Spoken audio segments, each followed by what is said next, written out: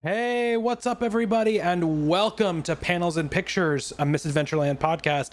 I'm Bobby Shortle, and I'm here with Justin. Hi. Hi, how you doing? Oh, I'm doing just fine. How's everybody doing out there in live land? We broadcast this live on twitch.tv/misadventureland. Can everybody let me know when they can how it sounds? We're using a little bit of a different chatting service right now. Justin looks better because I'm using a different thing other than Discord, but I don't know how the sound's coming through, so please let me know when you can. It won't matter so much for our recorded version because we're recording it exactly the same way as we always do, but for this purpose I want to know how it sounds. Wow, Justin, we got a lot to talk about tonight. To talk about tonight. Sounds good. Hello, Hugh. So happy being a daddy, Hugh. Hugh is a new daddy. Very exciting.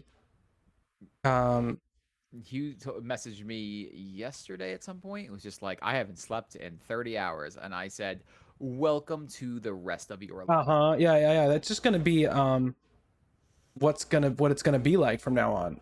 Fun fact, Hugh is a brand new baby boy, and my son Jorah now share a birthday. That's true, and that's so cool.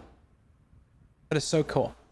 Hugh and my son share a birthday, which is nuts. My sister, my dad, and my other son all share a birthday.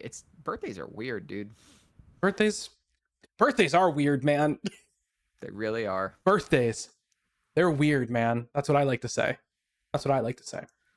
I also share a birthday with Kelly Sue DeConnick. There you go. Thanks, Bob Ryer. Yeah.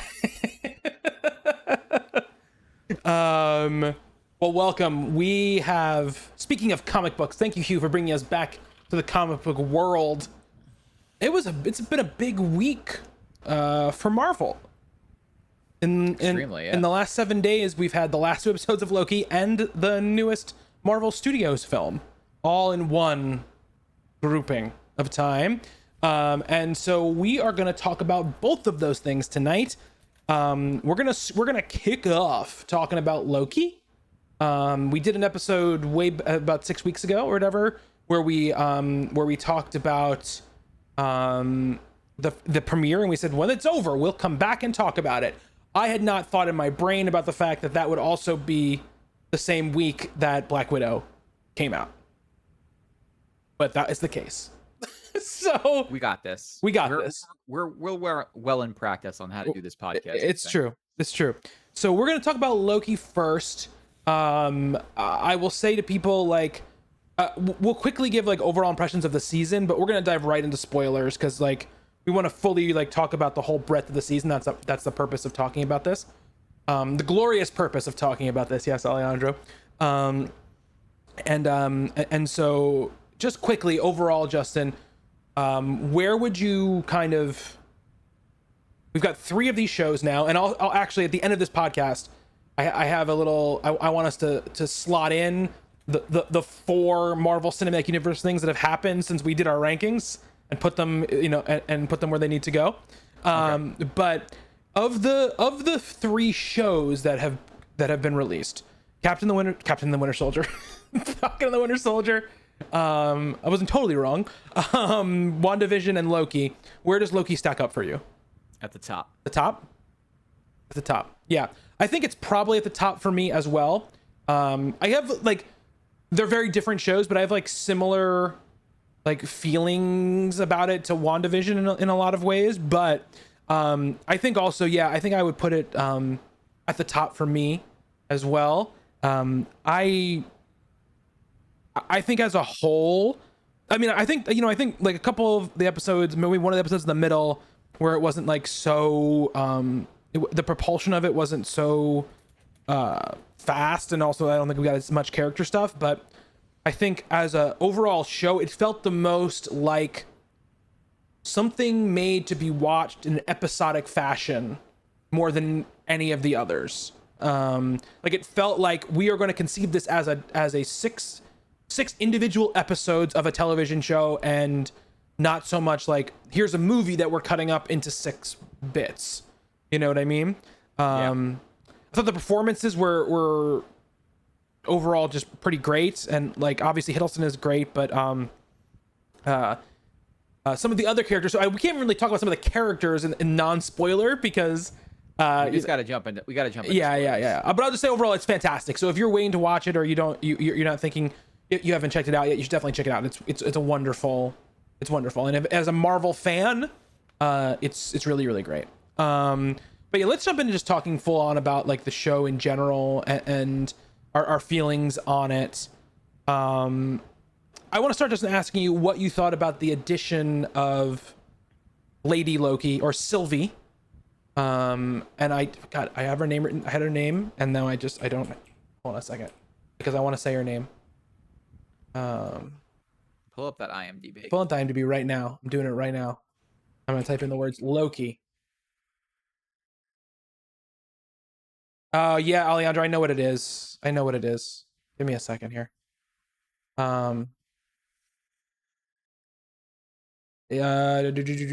Sophie D Martino.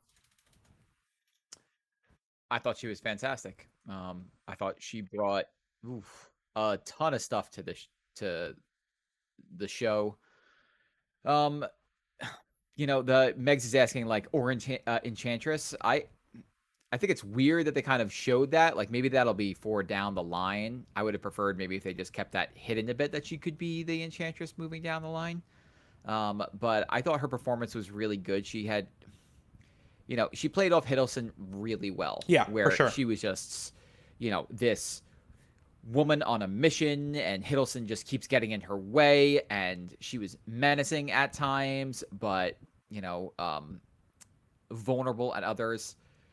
I thought it was a good performance, and I cannot live without her in the rest of the MCU moving forward. At one point, I thought she was going to just replace Hiddleston, and just become the new Loki moving forward. And I was like, totally fine. Like her performance is so good. I was like, okay, if they wanted to write out Hiddleston and have her replace him, I could get down with it because she was that good. Yeah, well, there's that one moment, right, where you think that almost is going to be the case, right? When he gets clipped or whatever.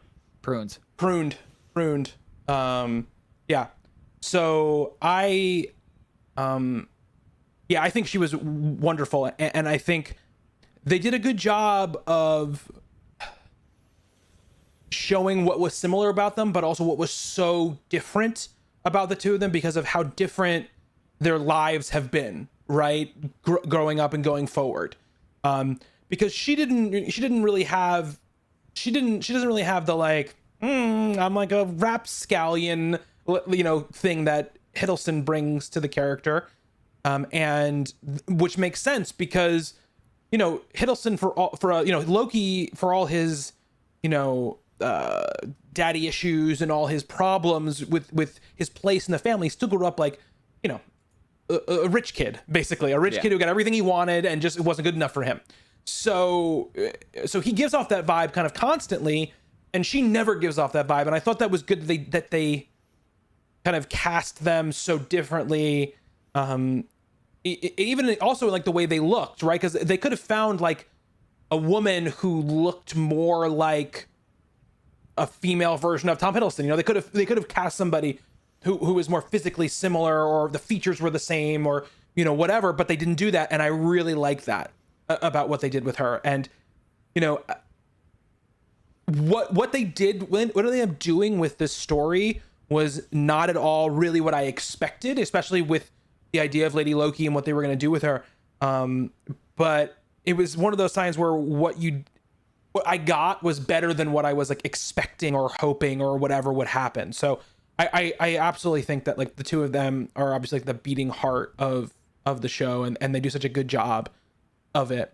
And I think this was Hiddleston's obviously best performance playing that character. Yeah, I agree. I mean, from Thor to Avengers, he's basically just a one note, almost mustache twirling villain. There's charm there for sure, but just not enough of it. And then as the movies progress and you get to where he's at in Ragnarok, and the character has some real growth, and you could see that Hiddleston was like not only filling out those boots but really wearing them. This just puts all that almost to shame. He's just charismatic, devilish, just way too fucking charming to be on my TV all the time. And like honestly, just met pound for pounds by almost everybody in this cast. Yeah, absolutely. Yeah.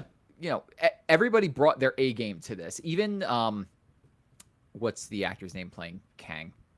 Oh, Jonathan Majors, I think his name is. Yes. Yeah. You know, he was in Lovecraft Country. Yeah. And he's very good in there, but you know, he's on the screen for what? We'll say like 15 minutes. Yeah, if probably. that. Yeah. And he's doing just a basic solo exposition for 10 minutes straight. And he's charming and fascinating, and you want to hear everything this guy's got to say. It's like everybody in this cast really brought it. Yeah. One of those things, I think obviously, like, you know, that moment, that reveal, right? Because I think we were all sort of, I think, anticipating and waiting to see who was in that castle and what was going to happen. And I think that I think that part of me was like, okay, like it makes too much sense that it's going to be Kang, right? It makes too much sense. They're going to do something else, because as much as they say it, I don't know for sure if they want to put huge, major, universe-shattering stuff into these shows and not into the movies. You know what I mean? Like, I even though they said like that they were going to do it, like they did stuff character-wise with like Wanda and with Sam, but they didn't like change the status of the universe in those shows, right? They just sort of changed the universes of those individual characters. This puts that to bed. Yeah, absolutely. And so when he showed, I'm watching it, and when he showed, when that elevator opened, like I literally like grabbed the arm of the couch and was like, holy shit, they're doing it. Immediately, holy shit, they're doing it. And I was just like so psyched about it. And I had, Meg's mentioned something in our chat about would you wanted Kang to be another Loki. I had kind of convinced myself by the time we got to that finale that it was just going to be Hiddleston or whatever, that when that door opened, and it was going to be another Loki, and he was going to be controlling it all. And that's why these Lokis seem to be able to like get around stuff and figure stuff out and escape, because there was like part of the trap was developed by one of them. I never thought about that. I never gave it a thought that it would be another Loki there. I thought for sure it was just going to be either Kang, or they were going to have it be ultimately disappointing and just have like some just like no name person be there. Yeah. But I figured that the idea of having like a no name there just didn't make any sense to me. So I really was just waiting and waiting and waiting. I'm like, it has to be Kang. Like there's no other explanation. But they teased the 31st century early on. I think on the first or second episode, they found one of those devices from the 31st century, and it just felt like it had to be him. But to your point, I'm glad that they actually went there. Yeah, and like you're saying, I could have. It's one of the things where you're like, okay, like I think this is going to be one of, if not the major villain going forward, right? For this whole phase or phases of the Marvel universe. It has to be. This is going to be like the Thanos, like, person or whatever going forward. And you got to get that casting right, and they absolutely did. Like Majors is so engrossing in the moments he's in there. I could have watched an entire 45 minutes of just him explaining what was going on. You know what I mean? Like his because it wasn't just like it wasn't I'm insane. It wasn't all I'm insane. It wasn't all I'm like this like mastermind. It wasn't all like I'm a kook. It was this mix of all of those things, and then that moment where he where they cross like the threshold or whatever, and his like demeanor changes. I love that when he got sort of a little bit more subtle, and he goes like, I fibbed. Yeah. He said the words I fibbed. But the explanation too, like just the explanation of like who Kang is, and like he never said Kang, obviously. They never said the word Kang, obviously. But like the explanation of how they discovered the multiverse and how the multiverse got destroyed, and like this essentially this council of Kangs or whatever that was like trading science and secrets and, going across. And there were some that were good, some that were bad. I mean, that's pulled right out of Jonathan Hickman's FF run. Yeah. And I think it was Justin McElroy who said, like, I'm just paraphrasing and tweeted, like, it is wild that we have something just as incredibly crazy as these Marvel shows have been.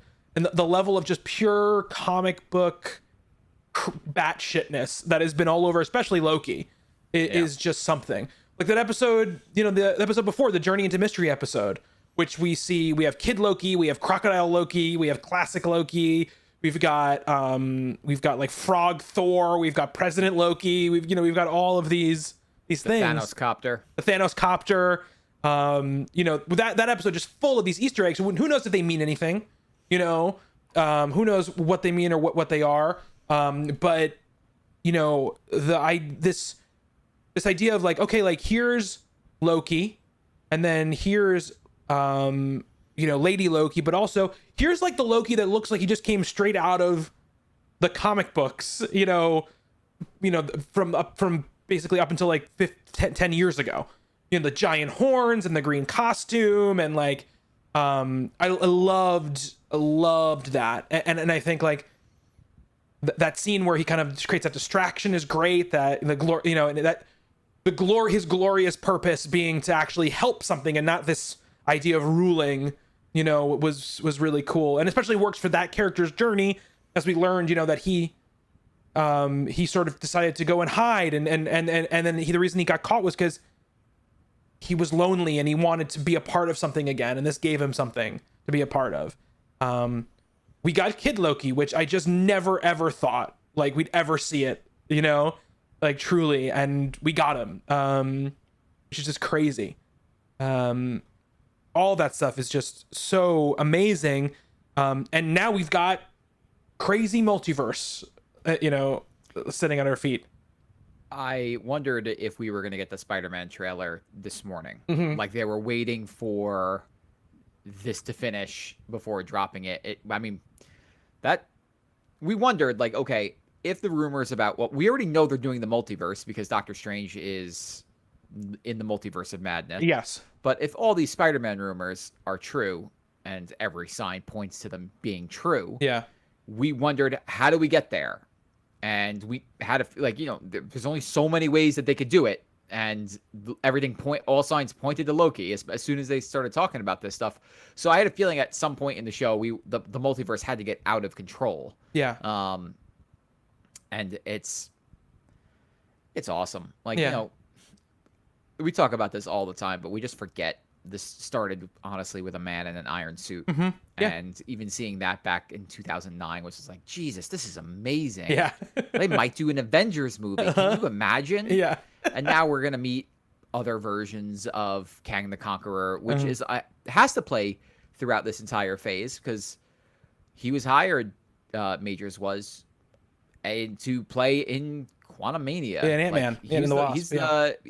He's the main villain of that movie. Yeah. And Kang, for those who don't know, has his fingers all over the Marvel universe. Yeah. He's not just an Avengers foil. He's messed with the Fantastic Four. Him and Ant-Man is kind of interesting. Yeah. So that'll be a weird one. Yeah. Well, because because the Ant-Man inclusion can point to a couple of different things, because Ant-Man, we know that Cassie is going to be a big part of Ant-Man. Like an older Cassie is going to be a big part of Ant-Man.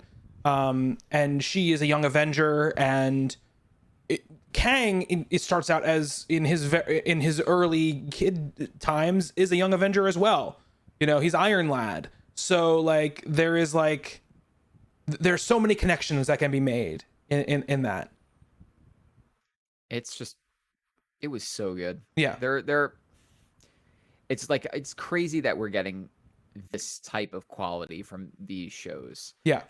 It's the first one that is getting a sequel. Yeah. Season 2. Yeah. Season 2 is coming, and which is great. I thought the ending was a gut punch. Because you think like, okay, Loki just got sent back to the TVA, and he's in the TVA in a completely different universe. Yeah. And I think it was I don't know who mentioned it earlier in the chat, but they were saying the range that Majors has. And so we saw this like this version of Majors, but it's not the version that he was talking about. The bad versions were supposedly 1,000 times worse. So what does a more evil version of that look like? Like, I'm excited to see it. Yeah.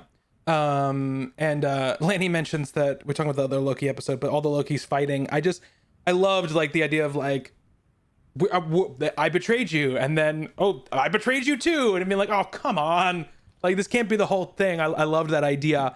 The one thing I'll say, like here, well, my one criticism of the show, and I don't know, this might have something to do with like when it was filmed and when it was going on, but like I thought like for general like the fight choreography when it was like when there was like serious fighting going on was lackluster compared to the other shows. Like I never thought it like felt as good or as visceral, and it's not like these characters aren't big hand-to-hand combat fighters in a lot of places. So you know, I think like I almost think like I would rather not have had like the sword fights and stuff that we even did.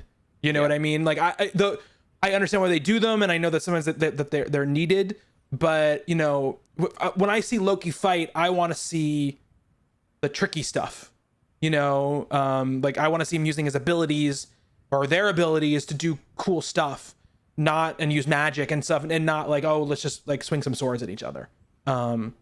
So for that was the one thing about the show that I didn't love. But yeah, the whole ending is like a gut punch. Like, you use that word. It's like Sylvie sort of says like, you know, she says that line, I'm not you, you know, or whatever. We're not, you know, whatever she says to him, and sends him away. You know, like he felt like he had a connection. He felt like he had finally found somebody who understood him. But even himself, he couldn't like. How do we feel about that, by the way? About what, her doing that? No, this budding. Oh. This budding relationship between two versions of the same character. Yeah, it's slightly weird. It's a little tricky. I'm surprised they're going down this. I'm surprised Disney went down this rabbit hole.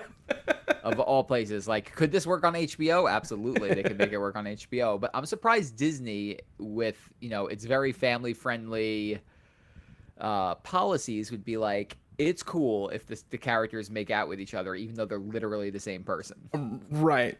The what's it called?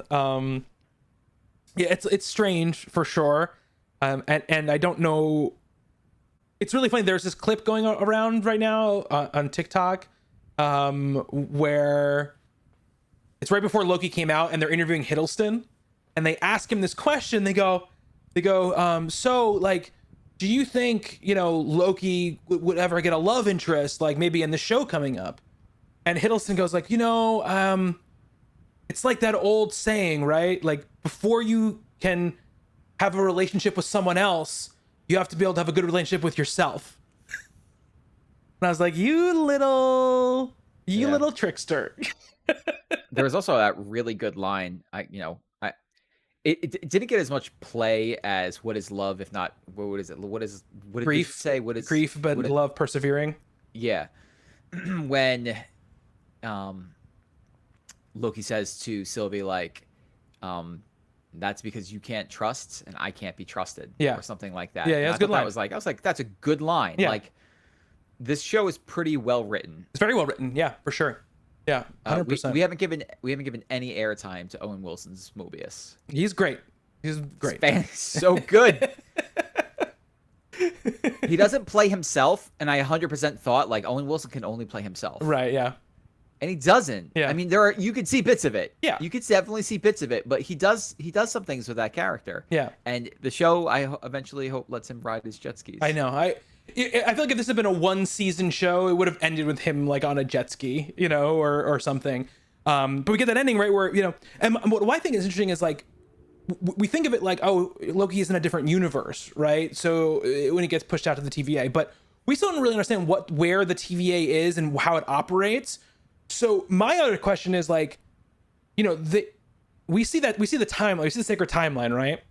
But the sacred timeline is all of time. It's not just like from here going forward, there's a multiverse.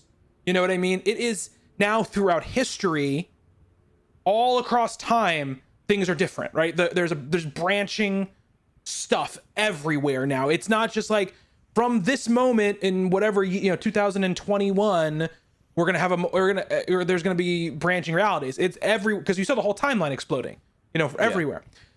So my question is like, is TVA in like a different universe, or is the TVA just different because everything in the past has changed? Because we don't know the TVA is like on the timeline. We don't know. I don't think it is. Yeah, it shows itself in the middle of the timeline. To me, the TVA. I'm sorry, that was the castle. That was castle. Yeah. I always think of the TVA as just being like Dr. Fate's tower. Mm-hmm. It's just outside of reality. Yeah. And it allows them to slip in and out of any time period that that they want. Yeah. Melek. Yeah, Mello. I was about to say that. I was about to say that there's that rumor, but he says that there's a theory around that TVA is in Chronopolis from the comics, and that it's actually situated in the quantum realm. And that was something. It makes sense. That would connect a lot of dots. Yes, it would certainly connect a lot of dots.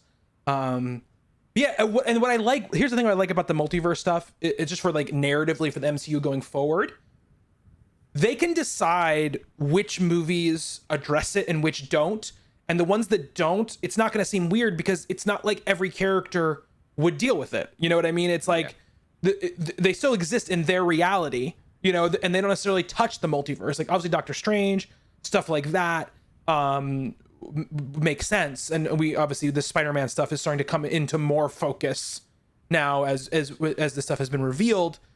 Even why someone like, Jamie Foxx's character would end up, all that kind of stuff sort of like starts to reveal itself a little bit. And I think that, but for like Shang Chi and the Eternals and stuff like that, those movies don't have to address that stuff. And I think that's good, because I think that if every movie is having to deal with the multiverse, it's gonna cause things to get too bogged down, I think. That stuff. But it does also though, what if seems like a totally different thing now that this happened, right? What if is no longer like, oh, Marvel's just doing like a fun like one-shot thing.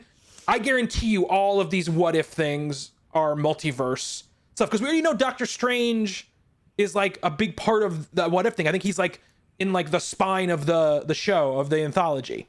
So I think like it's gonna have a lot to do with that stuff. Yeah. It would make total sense that TVA was in Quantum Realm because all the stuff that we know about the Quantum Realm in the MCU. But it's crazy. Like it's just crazy. Like when we saw like the trailer for Loki back when we were watching all those trailers and we're like, oh man, this looks awesome. I did not expect it to have like this sort of like focal point, of how things would turn on. I kind of did, only because all the rumors about Spider-Man were out there, and we already knew the name of the next Doctor Strange movie.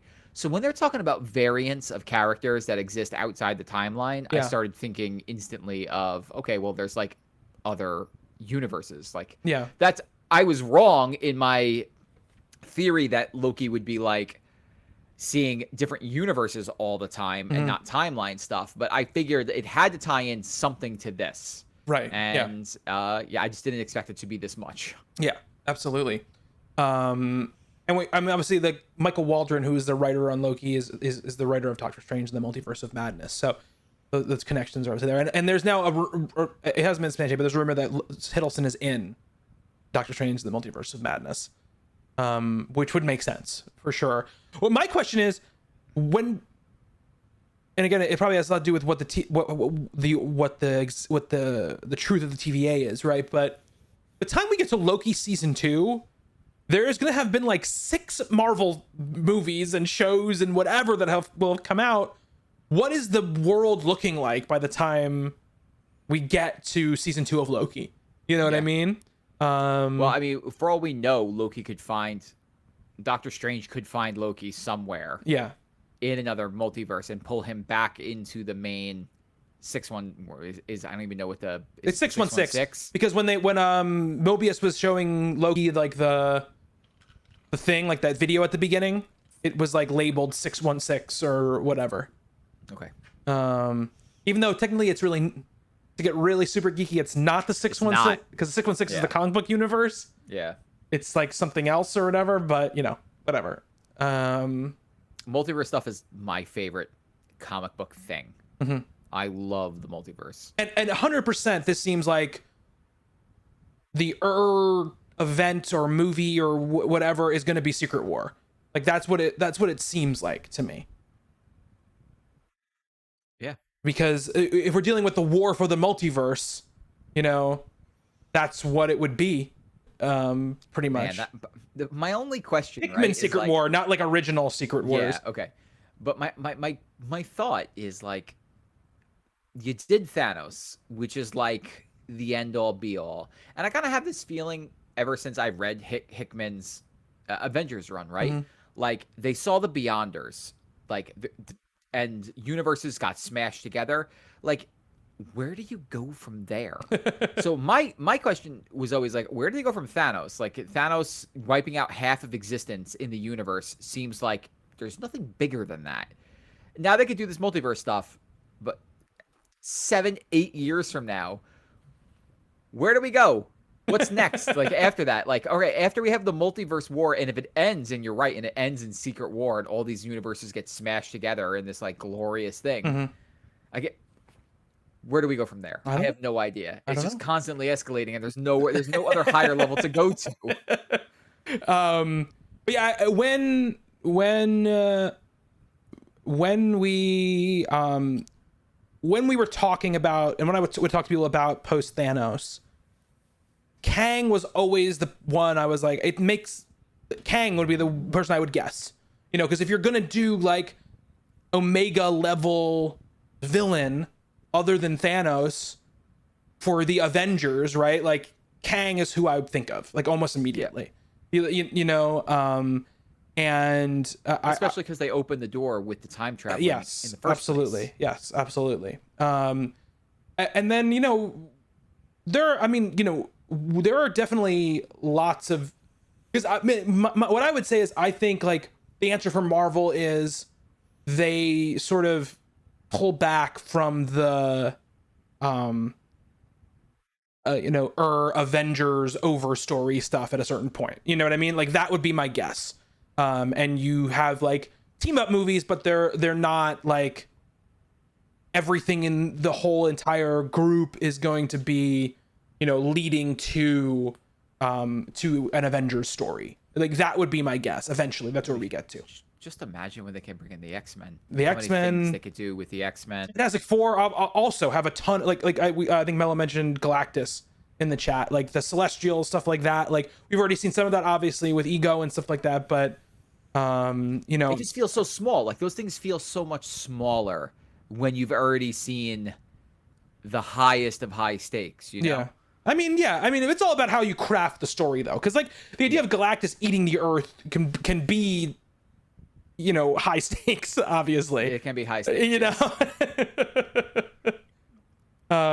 So I don't know. I think that there's obviously millions of comic book stories they can pull from, and there's been a ton of Avengers stories and a ton of events and a ton of things that have happened over the years that they can pull from. But and we're talking years and years. Yeah. We're talking like past, like past whatever the next like end game is. What's after that. I also want to give a really good shout out to the music in this show. Oh, the music, the best music in any Marvel thing, I think. I 100% agree. Yeah. Movie, TV show. Yeah. Best soundtrack by far. 100%. 100%. Yeah. I'm looking actually right now. I can find. I downloaded the first first 3 episodes of. They have the soundtrack. Natalie Holt. So you could. Natalie Holt is the music. To the first. It's the composer. 3 episodes worth of music, and there's some just really good stuff in there. But I think the back end 4, 5, 6. Yep, Lanny says it. It's those sad tubas. Sad tubas. that scene where Mobius gets pruned and Loki's walking down that aisle is just it is some incredibly powerful music. Yeah. That maybe apart from the Avengers theme, like you hear the Avengers theme and you're like, the Avengers. Yeah. But like, does any other theme really stand out hard? Like, No, no. That's always been one of the weaknesses of the Marvel movies. The Captain America theme is also, very good. You can hear it and it's Captain America, but this, like, it doesn't carry that same type of emotion. And I thought that Loki soundtrack conveyed a place. Yeah, it did, for sure. Like, it sounds like the TVA. And then those real emotional beats had some like deep brass behind them, which felt real good. It was also just a very different soundtrack than most Marvel stuff, would get. I mean, I think like obviously Falcon Winter Soldier is very like typical Marvel soundtrack, and the WandaVision was very different. WandaVision was different in a much a completely different wrapper around it. It was built off of like TV music and built with like a certain theme in mind and stuff like that, and it had great music in it, but was not like not like this. I just want to say really quick, people we didn't mention, Tara Strong voices Ms. Minutes, and Tara Strong is like a like epically famous voice actress. Does a great job voicing this clock, who in that last scene that she's in is like pretty menacing, for a cartoon clock. Gugu Mbatha-Raw, who's Ravonna Renslayer, is really good, and I'm interested to see what her like story is going forward in this. And that's what I mean. They set up like a television show, right? Like she has a mission that she's going on that can be metered out almost like over episodes of television. They do a very good job in this of structuring it in the correct way. Wunmi Masaku, who's Hunter B-15, is also really great in it. And I believe she's also in Lovecraft Country. I think it was a bit of like a reunion between the two of them. And we mentioned classic Loki, but Richard E. Grant, Oscar winner Richard E. Grant, plays classic Loki, and he's great in it. So I just wanted to call out those people in it. I think the other thing about the show, and maybe we could wrap up around this thought. Yeah. The attention to detail that went into everything on the show, I think just kind of blew everyone else out of the water. Like, we talked about it after the first episode, but even the title card, the credits, the set design, the costumes, everything about anything you saw in these 6 episodes just had a different level of what's the word I'm looking for here? Like care taken to it. Yeah, absolutely. WandaVision was very visually pleasing, like the way that they would do the styles and stuff like that, but it's something you've seen before. We've never really seen anything like this. So even just Miss Minutes, like jumping in kind of Roger Rabbit style into the world and interacting with the characters, you're like, this looks really good. Yeah, absolutely. Yeah. No, there's definitely, I think Loki did a lot of things, like there's like the music that were different, right, than the typical Marvel thing. And the production design and stuff. I think that it also sort of hints, I think, at where Marvel probably is going with something like Doctor Strange, when we're going to see like a different style of and look to what it is. I want to say that Kate Herron is director of all 6 episodes, and she did like you were talking about, like the attention to detail and all that kind of stuff is just it's just amazing, and she did a really fantastic job. And I also, I just want to say, like, it is crazy that we are 10 years on from Thor, the first Thor movie, and Hiddleston like still wants to keep doing this and loves doing it, and it keeps bringing new things to a character we've seen in movies for 10 years, because of all the characters, right, that we got a show for so far, he is the one that we have definitely seen the most of previously, right? Like, who Loki is. Like, he has been in 3 Thor movies and an Avengers movie. Like, he has had a lot of screen time and has been a major part of all of those, all the movies that he's been in, he's been a major part of, so it's pretty great and amazing. And for me personally, just to wrap it up on this, like, I've been obsessed with Loki, the character of Loki, since I was like 7 years old or 6 years old, when I got like the Marvel Marvel first series trading card of Loki.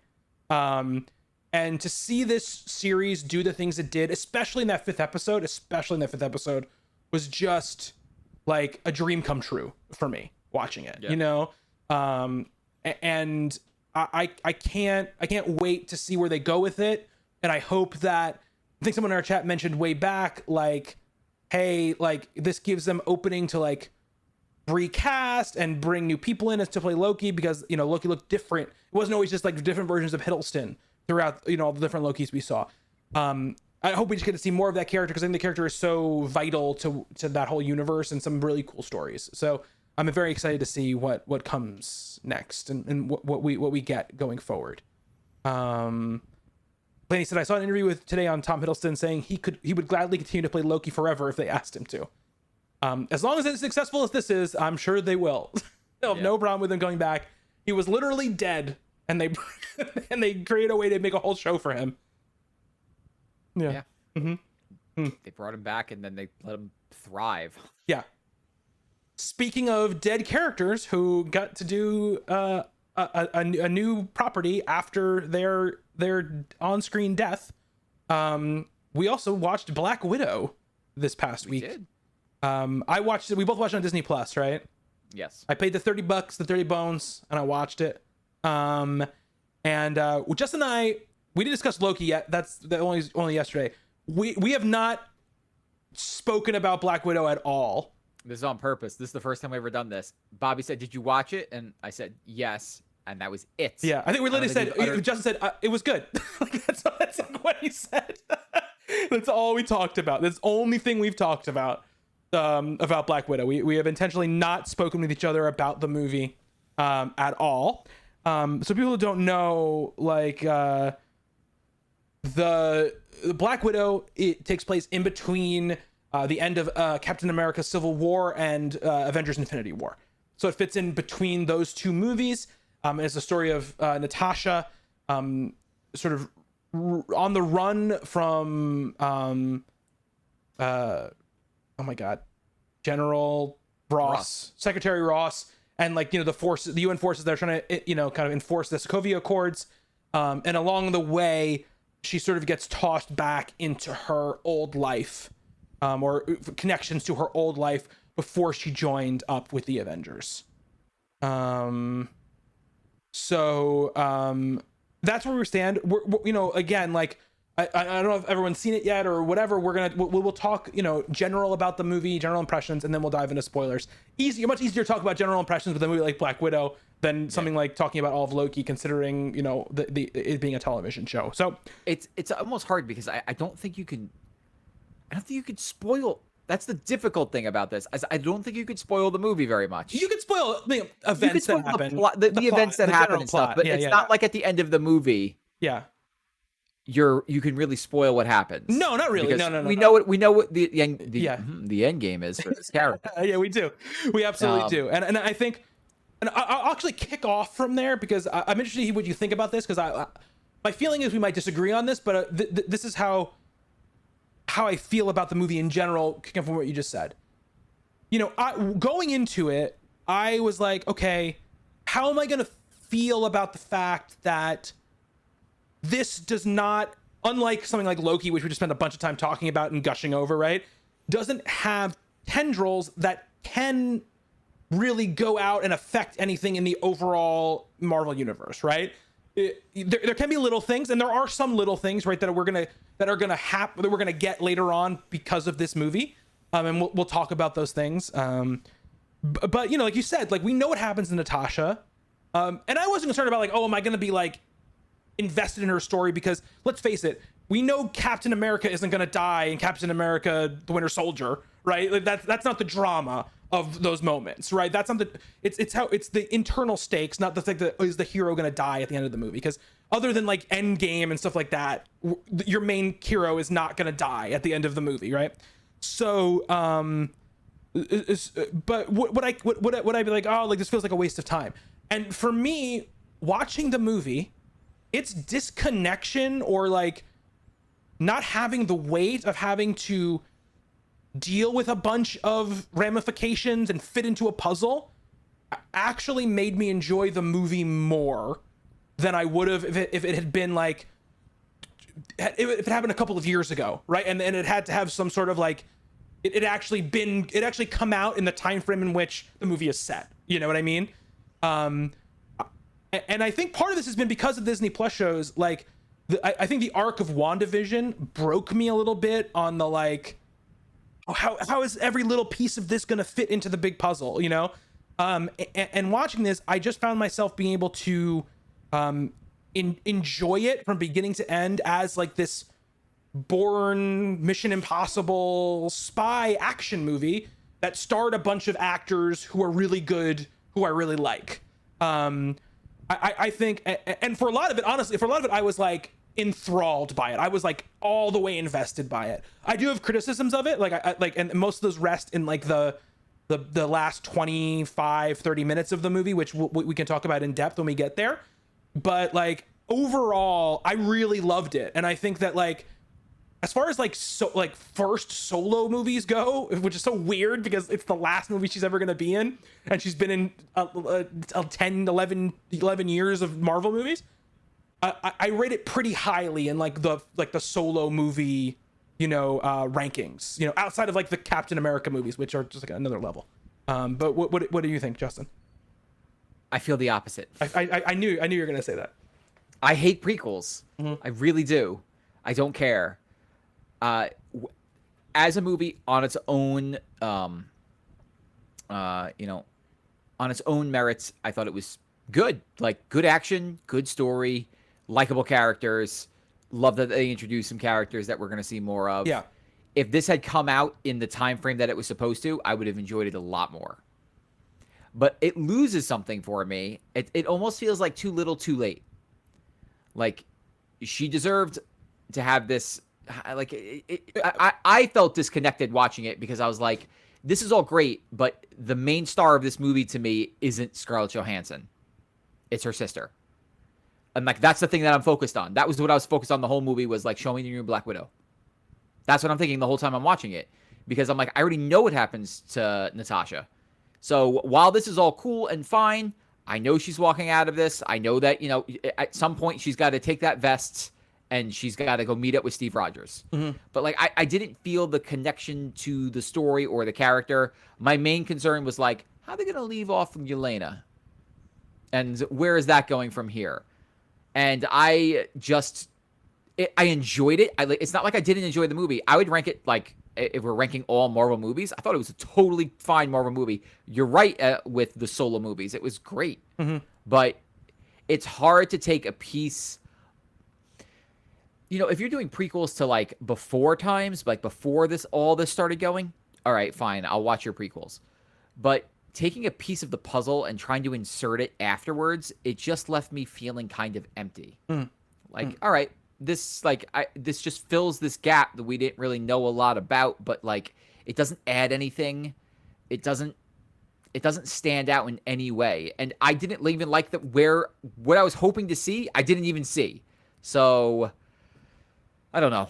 It left me feeling a little bit empty. It's still a totally fine movie. Great action sequences. Yeah. It's got a good story, and you know, it was cool to see Natasha kicking ass. Yeah. But it just feels like, honestly, just a little bit too little, too late. And I think a lot of this has to do with this like mind frame, I guess. I think because I totally understand what you're saying, and I feel like I could very easily see a world in which I feel exactly the same way that you feel right now.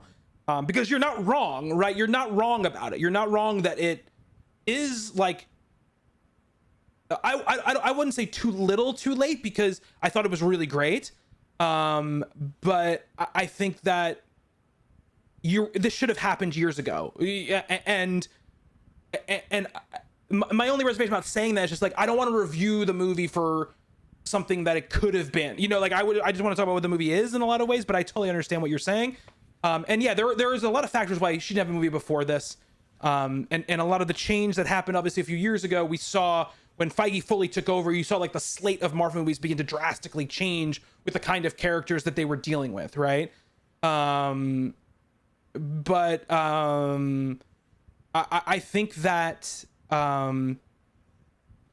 Johansson is one of these things is like, and I understand what you're saying about Yelena too, because like you're thinking like, okay, like this is a new Black Widow. This is my piece of the like future of the MCU, and part of this is Marvel's fault because Marvel has always taught us like you're always looking for the piece that's the next thing, right? You know, That's what they do so well. yeah, they do very well, and there are very few movies like, you know, like the Guardians of the Galaxy is probably one of the only movies that came out in like the thrust of the MCU going that wasn't necessarily always about what was happening in the other parts of the MCU, right? But what I think made Guardians work so well is that it was completely disconnected. Absolutely. Yes. 100%. Whereas this is, they start the movie like right at the end of right at the end of Civil War. Like this is taking place right then. They're trying to like piece it in this thing, absolutely, but not have it connect to anything, which left to me feeling disconnected from it. No, I totally understand.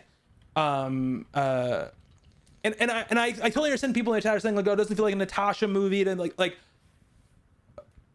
I think if unemotionally you looked at the way the movie was broken down, you would probably see that like that's not true, right? But that's not how you watch movies or anything. You know what I mean? Like it's not about that. It's about how you feel coming out of the movie. But what I'll say is like I think that like Scarlett Johansson is fantastic in it, and like it's really great to be able to see her being able to play this character as the focus, right, of her own thing. I agree. That character has always deserved to have that, right? And she's a great character. She's a great character in the comics. She's held down her own comics for many times, and I really appreciate that it's there. I don't think the movie becomes less of a Natasha movie because it is filled with other interesting characters, right? Like if you break down the screen time, I bet you Scarlett Johansson has like a huge bulk of the screen time. No, she's definitely the star of this movie. Yeah. But from what I was saying was, even though she's the star, I'm not watching her as closely, right? Because I'm trying to see where her sister fits into the larger piece. Absolutely. Of my future. Of your future. You're looking towards the future. Speaking of her sister, Florence Pugh was fantastic in this. Fantastic. Hilarious, but also, you know, like also you believed her physicality, you believed the emotional stuff, and I think this movie and it's because the actors are so good in it, right? With such a little time that these four kind of like core actors spend together, you really buy all of like the dynamics, right, of their relationships in the movie.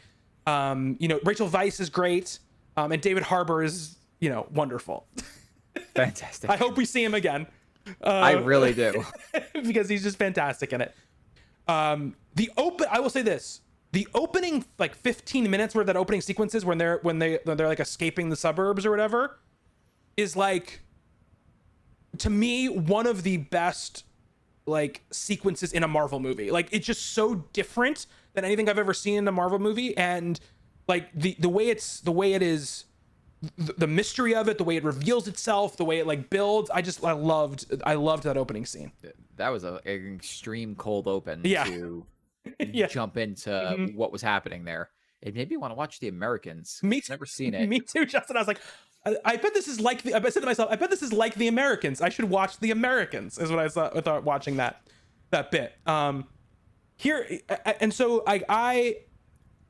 and we'll break into spoilers in a minute because I want to talk about the ending of the movie, and dig into more of like the back and forth. But I thought that I thought that the movie had a great propulsion, and I was sort of like into it the entire time. I will also preface this by saying the type of movie that Black Widow is like the type of action movie that I really respond to in a strong way. You know what I mean? Like, I love the Bourne movies. I love the Mission Impossible movies. I love like spy action, like thriller stuff. Like real people doing real people things. Yeah, exactly. And it reminded, you know, obviously it's not nearly as good as this movie, but it reminded me the most of like The Winter Soldier as far as like the way the action was done since The Winter Soldier came out, you know, and that's my favorite Marvel movie. So I loved that part of it, you know, and I even like there's stuff at the end that I loved story wise, but just like some of the action stuff at the end, I just I'll also just say this broadly. They felt the need to, and Andy actually texted me, this our friend Andy, goes, why did it go from Paul Greengrass, who Paul Greengrass directed, the second and third Bourne movies, to a Michael Bay movie? And it felt like it needed, like, they're like, well, it has to have the big bombastic ending because it's a Marvel movie. And I would have rather another action scene like we had already gotten to end that thing off than what we got. It just did not fit with the movie. I mean, also in that Michael Bay action scene, there are some things that Scarlett Johansson is doing Yes. that is impossible for normal human beings. Yes, absolutely. Especially because she was taking Excedrin earlier in the movie after getting into a car accident. Yeah. And that's the other thing, too, is like they do such a good job in those opening scenes of making you feel her normalness. You know what I mean? Like, she's an extraordinary person, but she's a person, And there's anything where, like, she has her shirt off and it's like she's bruised up and down the back, and Yelena's talking about, like, maybe we should get one of the big ones to come help us, or one of the big Avengers to come help us. And there's a couple of running jokes in it that I love. The whole, like, pose joke was hilarious. Yeah. All that stuff was great. And there's some, like, cool, like, visual callbacks to other Marvel movies, like other Black Widow scenes in other Marvel movies in this movie, which I thought was very neat. It's overall, like, we'll throw in our rankings before we finish the show, but we'll do spoilers first. But like, I was like, I would watch this movie again, and I would gladly, I sit there and enjoy it. Like, I just enjoyed it. And yes, it doesn't connect, but like for me, we have all this other stuff that connects so much that for me personally, I was like, nah, I'm fine if it doesn't connect. Let me just watch this as like this action movie that it is, or whatever. So let's talk about spoilers, and this section won't be long because, like Justin said, there's not a lot you can do to like spoil the movie except for like the bare plot of it, and like one sort of like major reveal, I guess, at the end, which is part of the stuff I don't love about it. So two things. We talk about the big thing at the end. So they find out that the whole plot, right, is that they're looking for the Red Room. The Red Room still exists. Natasha thought it was gone. Turns out it's not gone. It's now a floating fortress in the sky. As you do. Which is fine. Like, I'm fine with that. They also could have, like, give it away early on because Natasha is watching Moonraker, which is a James Bond movie about a floating fortress in the sky. See, I didn't catch that. Yeah. I know that movie and I didn't catch it. I was like, oh yeah, because I was talking to Andy and he's like, oh, she's watching Moonraker. I was like, oh, that makes a lot of sense.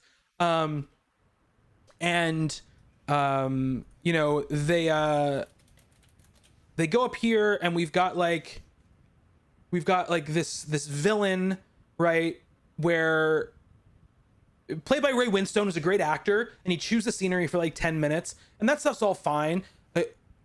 And we get like, and I loved all of like the subterfuge within subterfuge, plan within plan stuff. Like, I love that shit. When it's like, no, you thought this was what's going on, but what's really going on is this. Oh, you thought she didn't know what was going on? No. She knew what was going on.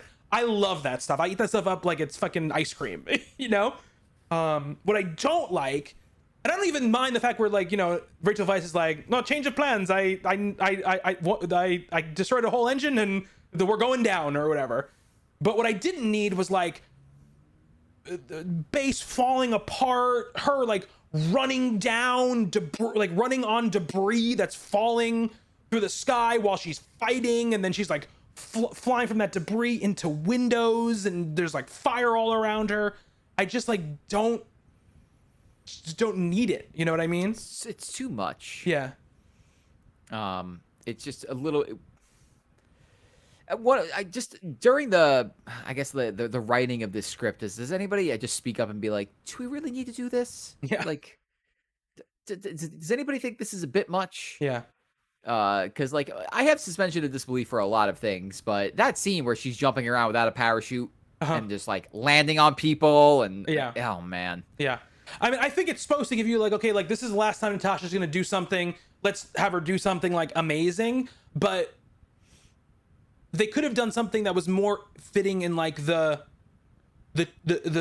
style of the movie than what they did, because the movie has a very, also I said before, it has a very unique style. Like, it has a visual style that is different than other Marvel movies, and I think it does a great job of that. And I think, they talked to the director, Kate Shortland, and she mentioned, that scene where you first see Taskmaster, versus Natasha or whatever, and they shot it really low and down the ground because they wanted to give this sense that like Natasha, like, was against it, where she had to really work and fight to do this, and they just get rid of that at the end, and which I think it just sucks because it would have been more effective. And the other thing, which is the Taskmaster thing, which like the Taskmaster reveal is just like the most 2006 comic book movie like plot point possible. It's just like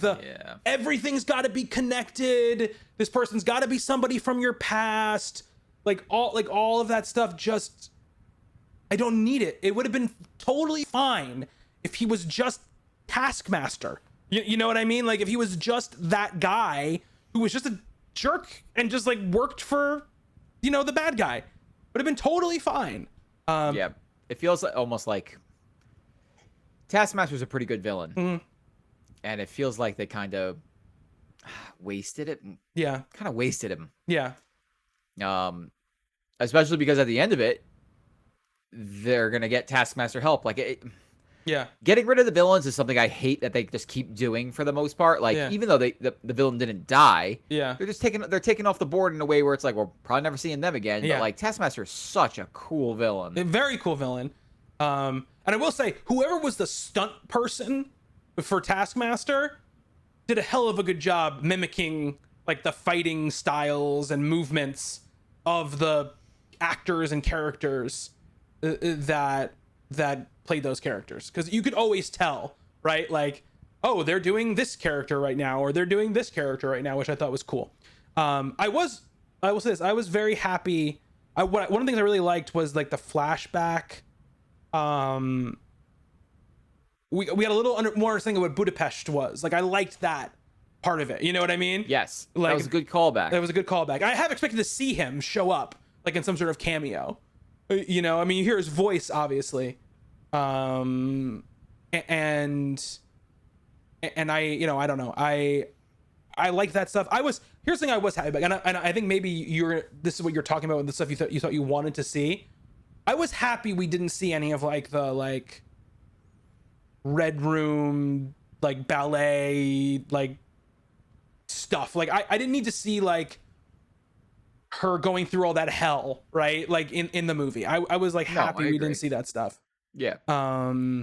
We saw enough of that in Age of Ultron. Yeah, exactly. And they're probably like, let's just stay away from. How did you feel about that cover of "Smells Like Teen Spirit"? I know that's your favorite. Yeah, it's my favorite thing when we get slow emo covers of songs. I happen to actually like the slow covers of songs, and I was like, this does not work in this scene. It's not good. Funny thing, the vest thing, right? The Yelena vest, which is a very funny bit. The jokes, all the pockets, everything. That scene, they're the thing. They're just very good together, right? They play off each other very well. I did not. It wasn't until the end of the movie where she puts it on and she zips it up, and I was like, oh right, she's wearing this thing in Infinity War. Oh, that is the first thing I thought of. Oh really? I did not. It wasn't in my head at all. Because Natasha's outfit is so different in Infinity War. Yeah. That it stood out. Mm-hmm. And then the second she mentioned it's a green vest with pockets, I was like, oh, she's putting that thing on before the end of the movie, 100%. She has to. So it was so funny. I didn't even like put it together at that point. So when I felt like an idiot at the end, I was like, oh yeah, of course. Because immediately when she put it on, I was like, all like the Infinity War imagery, like popped into my head when it happened. And quickly, I don't want to go through all the jokes and bits, but like the scene where Harbor's character is like trying to like apologize to Natasha like those 3 times. I love that. You don't have an earpiece. His character was so good. Such a good job. And he's, they have to bring him back. They can't just leave him. They can't just leave him alone. No, they can't. I have to have a scene with him and Captain America in it at some point in my life. Yeah. I also think like you could absolutely see a Black Widow 2 with Yelena in it as the lead character at some and point. 100% they should do that. And then and with Vice and and Harper coming back to do it. Yeah, it was just great. Like the whole scene around the table was great when they were when they all got back together for the first time and everything, and like their reaction when Harper's flirting with Vice and everything like that. I thought was all really great. All that stuff was good. The thing is like they, and again with the thing at the end, it's like I don't need it to be like, it can just be like you want to get rid of this guy because he's hurt all these people and he's continuing to hurt people. It doesn't have to be like there are widows all over the world and they're controlling things in the chat. Like I don't need it to be that big. And that's like the thing that like Marvel, I think that's the one thing they need to like kind of get over in some ways, is like this need for it to be that big always. Because the stakes of the stakes that were going on with the family and with Natasha's emotional stakes were enough for me. But yeah. I do like that she called him the Crimson Dynamo at whatever point. I like that. That was good. And also too, like that scene where Yelena is sort of like being like, yeah, but it was real to me. Like I was 5 years old. You were my mom, you were my dad, you're my sister, and now you're telling me none of this mattered or whatever. I thought all that stuff really worked. So it was like that stuff had me engaged in what was going on. And then we get like the post credit scene, right, where we see Val, which was the first time we were supposed to see Val ever. And I had this moment. I had this moment where I really thought like, oh, is this just going to be the snap? Like that's like before we saw Natasha's grave, I was like, are we just going to see Yelena get snapped? Is like what I thought was going to happen, because like I was like, because they're gonna want to have to like explain why she didn't show up like at any other whatever. You know what I mean? Yeah. So I was very happy that it wasn't that. And it was nice to see Natasha's grave, because in Endgame we get nothing for Natasha. Tony gets like super uber funeral with like every hero that's ever existed or lived and every person he's ever seen, and Natasha, they're just like, no, she's gone, and we're very sad about that. We're very sad. I'm gonna throw this bench. Yeah, we're gonna throw this bench, but no funeral. Punch this dock. So it was great that we got that moment with with the grave there. And then what do you think about the real like stinger, which is the... All right, so what do you think she's building? Is she building the Thunderbolts? Yes, I think she's building the Thunderbolts. What do they call them, the Thunderbolts, or they call them the Dark Avengers? I don't know which, but they're sort of like one in the same like sort of DNA. I'm not sure. Like, I didn't. I mean, I don't think we knew up until that point that Yelena was going to be in Hawkeye, the TV show. Yeah, no. So that's interesting. How does Val have that information? That's how that Hawkeye was there when she died. That's interesting. Yeah. But I kind of was just more hoping to see an Avenger reach out to her at the end rather than Val, but that doesn't give us any conflicts. No. That gives her nothing to do right now, and Yeah. they want stuff to do with her. Yeah. So, all right, let's have her be in Hawkeye, hunting Hawkeye. Yeah. And there aren't really any Avengers right now. I know. And that's why I think like the Thunderbolts Dark Avengers thing is like more and more likely. This idea that like there are no Avengers, let's do like what the Thunderbolts originally did, which was like, we're good guys. Like, Yeah, we're Mello says it has to be the Thunderbolts, and Yeah. I don't think. I think if you name a movie the Dark Avengers, yeah. that's going to get a lot of play. Like what even if they call them the Dark Avengers or whatever, like the movie, it's gonna be the Thunderbolts, right? I just don't know if they're gonna use that name or not. Yeah. They could, because if Ross has anything to do with it, they could use that to obviously to make it happen. No, you're right, Mello. It could not be a movie. It could not be a movie, or they could just be like a force that's like an antagonist in a movie, But my feeling would be in the Hawkeye show is that She's gonna get flipped. she's gonna get flipped, because she's gonna go after Clint. Then realize, oh, Clint's not a really bad guy. Who's this Kate Bishop person? She's really great. Maybe we should we should start a team together. So. I have no idea what they're doing. Me neither. their grand, like before, their grand wide plan was pretty easy to see. And they telegraphed it right at the beginning. They pretty much. Even after the first Avengers movie, you could pretty much tell, like, okay, they'll do a sequel to the Avengers movie. Yeah. I have no clue what they're doing right now. Like, no idea. There's a bunch of standalone movies which all seem like they might connect at some points. Yeah. But it feels disjointed, but not disjointed at the same time. Yeah. We also don't have, like, unlike previous phases, there is no, like, Avengers movie to close it out. There is no, like, there is no movie that we're working towards, right? Even in, like, a spiritual sense, because it's not like, you know, the phase 2, the events of the movie, I mean, phase 2 really built, like, were vital to what happened in Age of Ultron, right? But we knew we were going there, right? And then obviously with Infinity War and everything, we knew we were going to get there eventually when we saw Thanos. And BJack says, I love not knowing exactly what they're building. And I agree with you. I like, at least say, like, I don't know what's going on. Like, are they doing Thunderbolts? Are they doing Avengers? Are they, you know, we don't know what they're doing. You know, so that's great. And I think it leaves them open to, you know, I'm sure they have a lot of this planned out, but I think partly also they might be like, you know, looking at the field a little bit and seeing like what sticks and what doesn't. Our next movie is Shang Chi, right? That's the next movie. Yeah. We get What If in August. We get next month. We get What If. Yep. We get Shang-Chi in August. Shang-Chi, The Eternals. Yeah. Spider-Man. All right. When Hawkeye is somewhere in, Ms. Marvel and Hawkeye are somewhere in there. Is it Miss Marvel and Hawkeye, or is it She-Hulk and Hawkeye? No, it's Ms. Marvel and Hawkeye, I believe. Okay. But they've been filming Ms. Marvel for a while. You're right. She-Hulk, they just are starting to film, I believe. Okay. I believe we're just starting to get like those like set photos leak in like from She-Hulk. So I just want my new Avengers movie. I mean, you will probably get that. I will get. I can almost guarantee there'll be a movie called New Avengers. Oh, I know.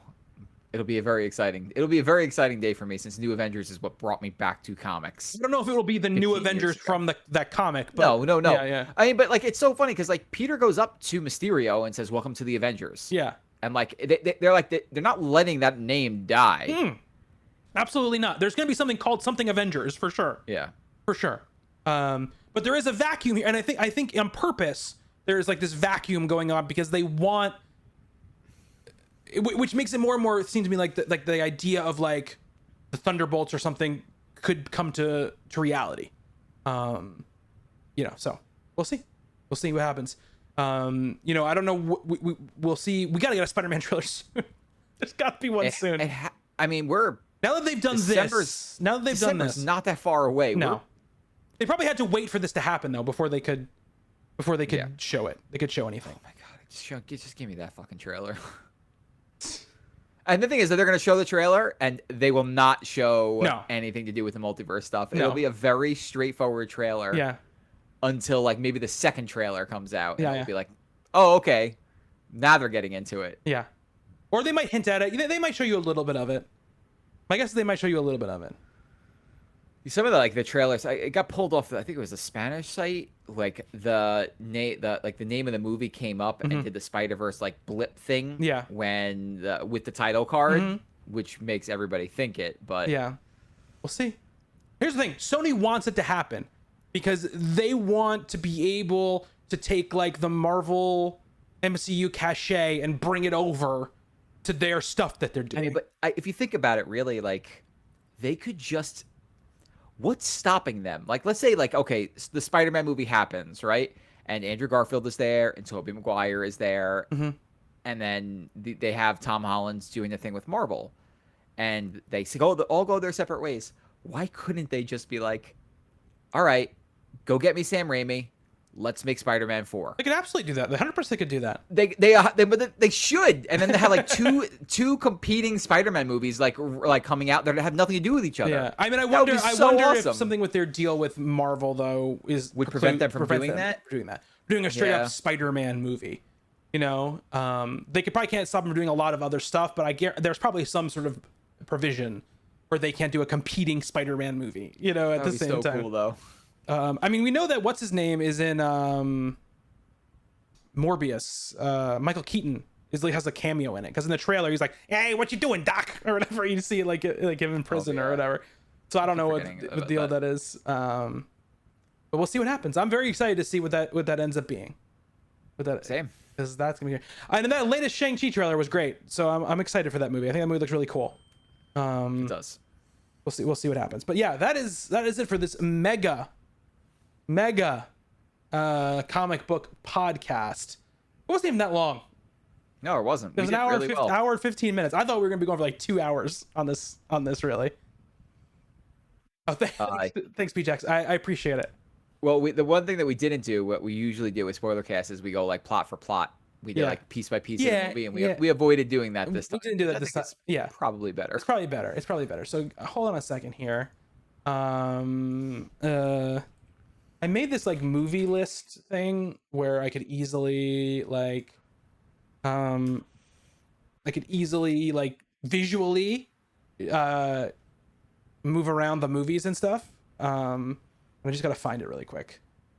I think it's this. No, it's not this. We're gonna try and slot in Black Widow in here. Yeah, but I think we should also slot in the shows too, because they're MCU stuff. You know what I mean? Like, yeah, you're right. They're not like they're not that. Do you want to wait until like a few more of these movies come out so we have multiple movies to reslot? No, I think we can do it now. We got 4 things to slot in. You know, right, fair enough. So that's a lot of stuff. Hold on a second. I have an email with I have it on here. Just give me 1 second. I'll say this will be cut out of the podcast, but who knows if I'll remember, Justin, to cut it out of the podcast. It is okay. It is this. It is this. Okay. VJax, we talk. I don't know if you were here earlier when we were talking Loki, but what if sure feels like a piece of like, you know, those different worlds feel like they all could just be part of that show. 100%. Yes. 100%. And I'm very excited to see. I don't think that them putting What If a month out from Loki was just coincidence, I'll say. No. I don't think so either. And it just like, it was crazy how it like how different a different like a picture it painted. You know what I mean? There's a picture in What If where Spider-Man is the Sorcerer Supreme.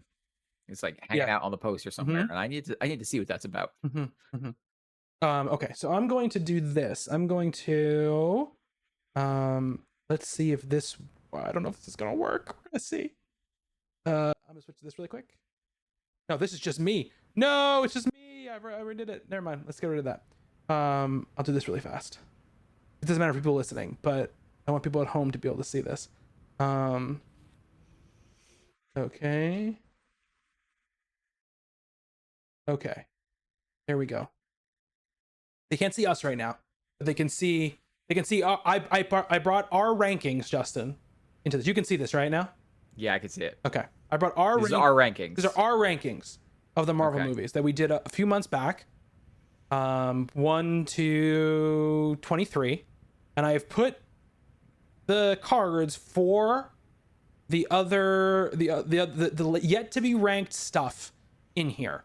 Just people listening at home know, because they aren't watching this obviously. Avengers Endgame is our number 1, and Captain America Winter Soldier is our number 2. And we're gonna rank Black Widow, WandaVision, Falcon and Winter Soldier, and Loki right now. So I feel like you want to do the movie first, Justin, and then do the TV shows? Yeah, sure. Okay. So Black Widow, better than Iron Man 2, Thor, Incredible Hulk, Guardians of the Galaxy, Volume 2, and the first Thor? You know how I feel about Guardians of the Galaxy, but we're just gonna leave that there and never speak of it again. I say yes. Okay. Better than Doctor Strange? Yes. Better than Captain Marvel? Yes. Better than Ant-Man and the Wasp? Yeah. This is just so you know we're on the same page. I'm vibing it around this area. Yeah. So whether it's ahead of Ant-Man and the Wasp or right behind it, I'm fine with either one. I would say maybe right behind it. Right behind it.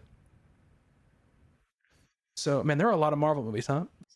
Really are. There's 24 of them. Yeah, that feels about right to me. Yeah. I mean, I could see it ahead of. I mean, I could see it ahead of it as well, Yeah. but I think Ant-Man and the Wasp is their funniest movie. It's true. It very much is. Yeah, the chat's gonna go crazy over this again, but yeah. I mean, I like obviously our personal rankings are different than these, so This is our combined ranking. This is our combined where we rankings. had Actually, come to some sort of agreement. Yes. Okay. You want to go in order of the shows or go? Yeah, WandaVision should be somewhere high. Yeah, I think WandaVision. Man, I might put it like below Iron Man, but above Ant-Man. Iron Man, but above Ant-Man. So you want to slot it right in between those two. Yeah, like it would turn into our new number 12, basically. Yeah. Is it good? Okay. All right. Well, aren't you diplomatic, Mel? Yeah. Well, right now, yeah. Making this list was not diplomatic. No, this was a long drawn out battle. There is a whole episode of this podcast that you can listen to that we did this on, where we figured this stuff out. Okay, I would say Falcon Winter Soldier. Yeah, Falcon and Winter Soldier is like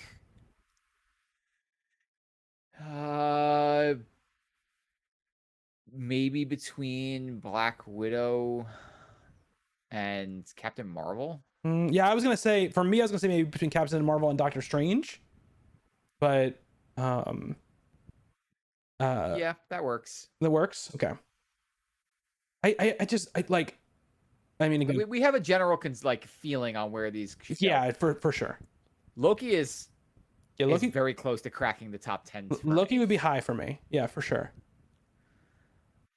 It's tough for me to put it above the first Captain America movie, but I could definitely see it above Iron Man. Yeah, I might put it above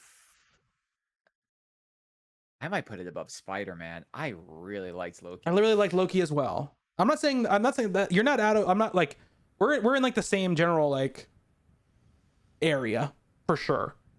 Let's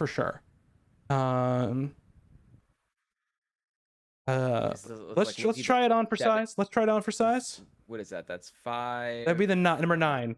Number 9. Mm-hmm. Yeah. It'd be number 9 for Loki. Why we rank Spider-Man that high? Because I really like Spider-Man Homecoming a lot.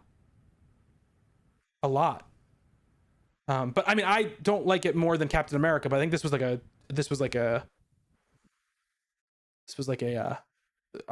decision between the two of us. I think Greg is seeing this list for the first time. He's questioning us. Black Panther below Ragnarok and Guardians of the Galaxy, huh? Interesting. That's the actual correct ranking. Yeah, this we actually agree. This top 5 we actually pretty much agree on in most ways.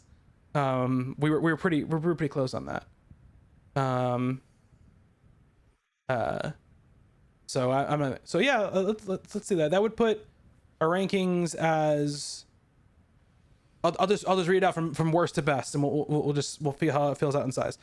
Starting with the worst: Iron Man 2, then Thor: The Dark World, then The Incredible Hulk, then Guardians of the Galaxy Volume 2, Thor, Doctor Strange, The Falcon and the Winter Soldier, Captain Marvel, Black Widow, Ant-Man and the Wasp, Iron Man 3, Avengers: Age of Ultron, Spider-Man: Far From Home, Ant-Man, WandaVision, Iron Man, Captain America: The First Avenger, Spider-Man: Homecoming, Loki, The Avengers, Captain America: Civil War, Avengers: Infinity War, Black Panther, Guardians of the Galaxy, Thor: Ragnarok, Captain America: The Winter Soldier, and Avengers: Endgame coming in at number 1.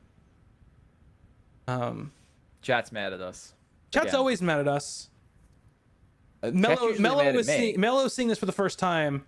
We all know about Mello's great opinions on movies. So there we go. There's our number. If you want to see where the biggest battles happened, it was right here. Iron Man 3 and Avengers: Age of Ultron were like the biggest battles that we had. Yeah. Through the whole thing, for making this list. Should back and listen to that because it's a good episode. That was a good episode. It was a good, fun episode to do. Where is my...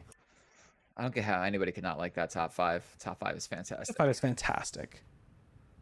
Like all of these movies. I would watch them. You can disagree with my feelings about Age of Ultron all day long. I don't know how you disagree with those movies. Yeah, I don't know. All of them are great. Yeah, I don't know what. I mean, I can see being like, oh, I would slot up one of these, here or there. Like, I understand like that because a lot of times, like in a top 5, especially, when you love the movie so much, there's like a little bit of play to it, right? It's like, oh, like I could see this being, today this is my number 3 instead of my number 4, or whatever. But yeah, I mean, honestly, the only thing I'd probably change in this top 5 for me personally would I'd swap Captain America, Winter Soldier, and Endgame. That's the only thing I would do. That was a tough decision. Yeah, it was a very tough decision. You guys make a weird list. I would love to see your list. Actually, I can publish this list, and then you can do your own rankings of it and send them to us. How about that? All right. Mello, does Ultron rank in your top 10? If I have to agree with Mello. And now you will finally see the truth. No. Of your ways, Justin. You will finally see the truth of your ways and your feelings on it. Okay.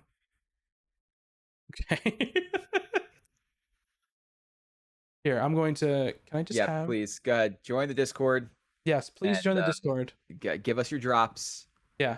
Put them in the MCU channel. You're not there.